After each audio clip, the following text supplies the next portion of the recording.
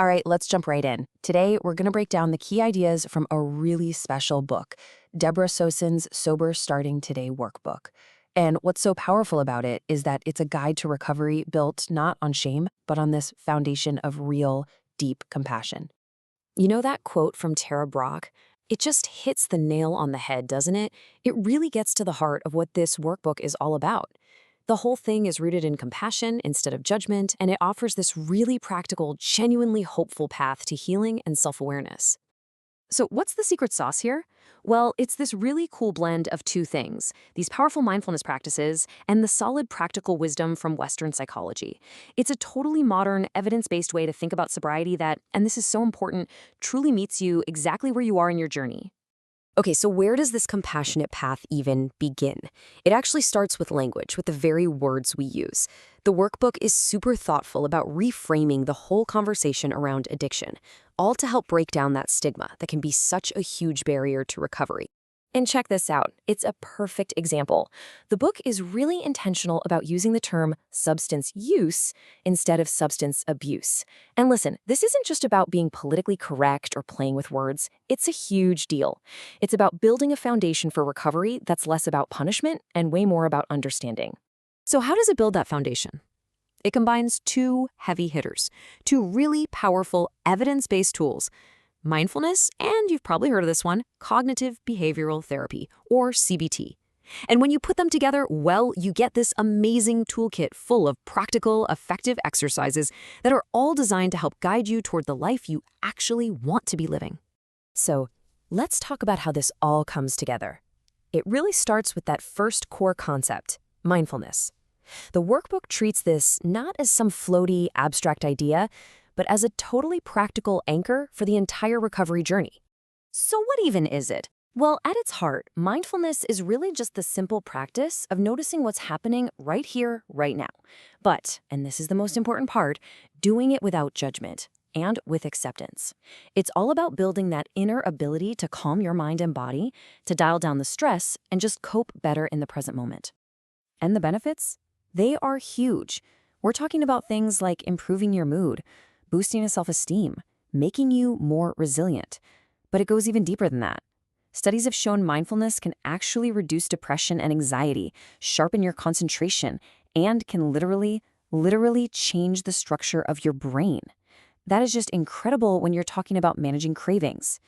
And here's a perfect example of how mindfulness goes from being an idea to something you can actually do. The 5-4-3-2-1 grounding exercise.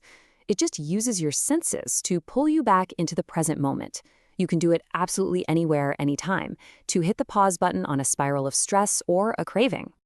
You know, one of the things I love most about this workbook is how it gets that not everyone is in the same place.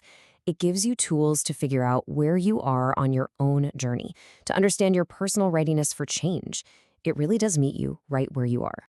And it does this using something called the stages of change model. It breaks the whole journey down into these different phases, from maybe not even thinking about changing, to thinking about it, to getting ready, taking action, and then finally keeping it going. This model is so powerful because it reminds us that change isn't a one-time thing. It's a process, and that makes all the ups and downs of the journey feel a lot more normal. Here's another great tool. It's a pros and cons exercise, but with a twist. It gets you to take a really honest look at all your mixed feelings. It asks you to weigh the pros and cons not just of using, but also of not using. It's about being real about what you get from the behavior and, crucially, what you might be afraid of losing, all without any judgment. Okay, so once you have a better handle on your own readiness to change, the focus kind of shifts. The next big step is all about gaining awareness and control by figuring out the specific things, the triggers, that make you want to use.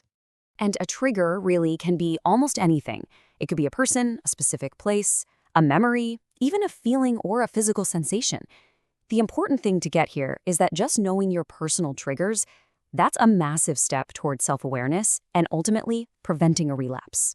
The workbook helps you sort these triggers into two basic buckets: internal ones, like your feelings or memories, and external ones, like people and places. And once you separate them out like this, you can start coming up with way more specific and effective strategies to deal with them. And it gives you actual, actionable strategies, like this PLAN acronym for handling tricky real-world situations. It's a simple but really effective framework. You prepare for the event, you listen to what's going on inside you, you acknowledge your fears, and you have a plan in place to say no. So, when you step back and look at the whole thing, you realize this entire journey isn't just about stopping something bad. It's about actively building something new and hopeful to take its place. It's about shifting your focus from looking backward to looking forward. A huge part of that is building a real safety net. That means getting a network of supportive people around you, rediscovering your own strengths and passions. And this one's a big one, practicing the skill of asking for help. It's all about laying the groundwork for long-term success. And this forward-looking idea is just perfectly captured in the vision statement exercise. It asks you to write, right now, in the present tense, about the life you want for yourself down the road. This is way more than just wishful thinking. It becomes this powerful, solid guidepost that helps you keep your eyes on the prize, which is living a happier, healthier life. And so, in the end, the workbook leaves you with this really powerful personal question. It's like a final pivot, turning your focus away from the past and looking straight into all the amazing possibilities of tomorrow.